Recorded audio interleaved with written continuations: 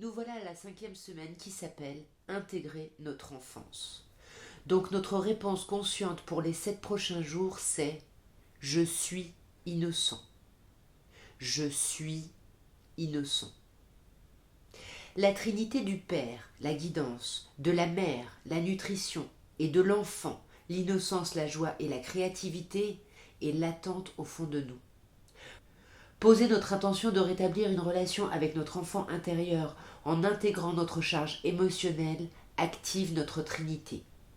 Elle nous offre également l'opportunité de retrouver la qualité d'une attention inconditionnelle qui est nécessaire pendant notre enfance, mais que nous n'avons jamais reçue. Il faut rétablir une relation attentive et inconditionnelle avec notre enfant intérieur, car celui-ci a le potentiel d'éveiller les aptitudes émotionnelles requises pour devenir son propre parent. Nous connecter à notre enfant intérieur nous amène à évoluer sur une voie où nous sommes plus aptes à nous occuper de nous et à suivre notre guidance intérieure, une voie où nous faisons preuve de compassion envers nous-mêmes. Ce chemin permet de surmonter les empreintes non intégrées qui nous lient inconsciemment à nos parents. Chaque effort entrepris pour établir cette relation attentive et inconditionnelle est récompensé par un renforcement de la présence et de notre conscience du moment présent. Notre enfant intérieur naît dans l'innocence, ce qui signifie qu'il est également sans défense. Et parce qu'il est sans défense, il donne allégeance en toute confiance à ses parents. Ainsi, l'enfant vulnérable reçoit des empreintes lors de ces expériences qui ne sont pas forcément toujours aimantes, non pas parce que les parents sont intentionnellement dans le non-amour, mais parce qu'ils sont incapables d'offrir à leur enfant la même qualité d'attention inconditionnelle qu'ils ont eux-mêmes reçue dans leur propre enfance. Tandis que l'enfant devient adulte, il est confronté quotidiennement aux manifestations de l'inconfort en provenance de l'expérience énergétique reçue par sa communication avec ses parents.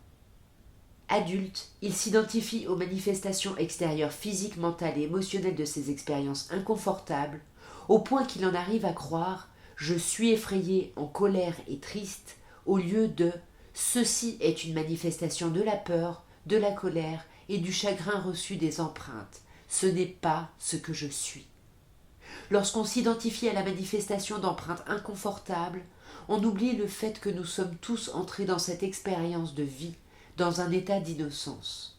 Et parce qu'on s'identifie à notre expérience, à nos empreintes, au lieu de s'identifier à la présence que l'on est véritablement, on perd la conscience de notre innocence. Par la suite, on s'identifie à nos projections extérieures, soit à la manifestation dans notre expérience actuelle de l'empreinte reçue durant l'enfance, et notre identité se construit alors sur ce que nous avons perçu comme étant nos défauts. En nous alignant sur ces défauts, nous perdons notre conscience et notre aptitude à la sensibilité intérieure, notre sens intérieur ou innocence.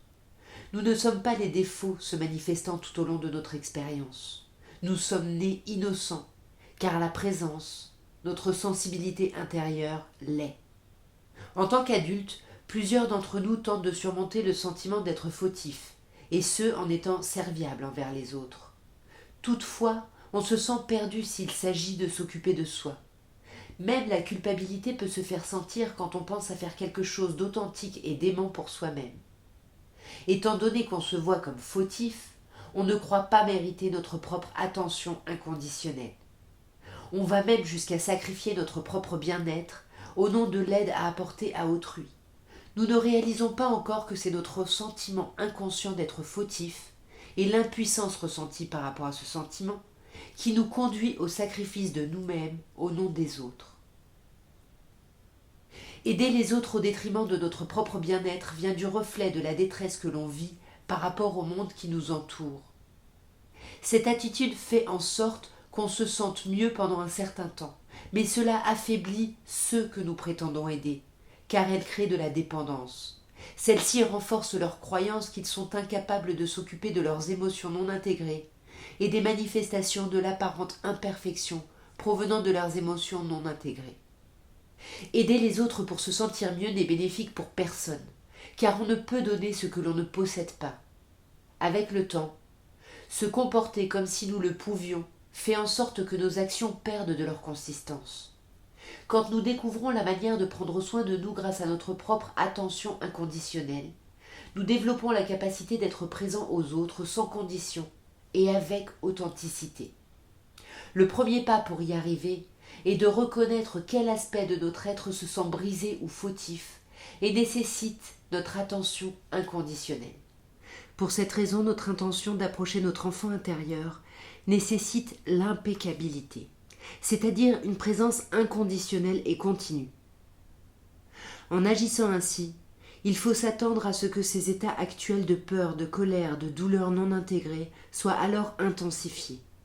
Pourquoi ? Pour la simple raison que si auparavant aucune communication consciente n'existait avec lui, la relation actuelle ne peut qu'être celle d'un parent ayant abandonné son enfant pendant de nombreuses années. Dès nos 7 ans, notre expérience de l'enfance est délibérément réorientée afin de nous préparer à entrer dans le monde adulte. Cela nous oblige à faire volte-face et à nous éloigner de notre enfance. Avec les années, il est peu probable que nous choisissions de regarder en arrière et de considérer l'état de l'enfant que nous avons été. Nous conservons cet aspect de notre expérience sous couvert et admettons ouvertement n'avoir pas grand souvenir de cette période. Toutefois, notre enfant intérieur observe tout, même si nous ne sommes pas conscients de sa présence. Malgré le fait que notre inconfort d'adulte soit le miroir de cette charge non intégrée, nous ne ressentons plus ces aspects non intégrés. Notre déconnexion est à ce point importante qu'il est possible que nous nous posions les questions suivantes. Pourquoi retourner maintenant dans le passé pour y faire face ? Ou pourquoi ne pas laisser le passé tranquille et continuer ma vie ? Cet inconfort en provenance de notre enfance non intégrée nous suit tel une traînée émotionnelle. Il pollue nos expériences d'adultes en provoquant aussi précisément qu'une horloge des schémas d'inconfort continuels. De plus, cette horloge n'a pas la neutralité des montres mécaniques que nous portons à notre poignet. Le temps de l'horloge de notre enfance et l'effet qu'il a sur notre expérience actuelle pourraient être appelés le temps émotionnel. Porter une montre et l'utiliser comme un instrument pour naviguer dans le temps présent sont des expériences assez différentes. L'utiliser pour naviguer est une expérience consciente. Nous choisissons d'enlever la montre et de ne plus être sous son influence. Mais tant que les résidus du temps émotionnel ne sont pas consciemment intégrés, cela nous distrait constamment du fait de pouvoir être dans le présent. Il est possible que nous réussissions à endormir et contrôler les effets des résidus non intégrés de l'enfance qui s'infiltrent dans nos expériences d'adultes pendant de nombreuses années. Mais tôt ou tard, cette charge énergétique se rebiffe et nous nous retrouvons dans une crise. Il n'est heureusement pas nécessaire qu'une crise se manifeste pour que nous acceptions de nous occuper des résidus non intégrés de notre enfance. Bien que parfois une crise soit exactement ce qui est nécessaire pour que l'aspect non intégré de notre enfant intérieur puisse attirer notre attention. Cependant, à partir du moment où nous nous tournons vers l'intérieur et nous nous occupons de notre enfant intérieur, nos états d'inconfort physique, mental et émotionnel commencent à s'intégrer. Une fois que notre enfant intérieur trouve la paix, nous la trouvons également. C'est aussi simple et puissant que cela. Si nous n'expérimentons pas la paix en ce moment même, c'est parce qu'un aspect de notre enfant intérieur n'est pas intégré. Il n'y a nul autre endroit où regarder et il n'existe aucune autre réponse que de ressentir régulièrement et inconditionnellement la résonance de cet aspect non intégré de notre expérience.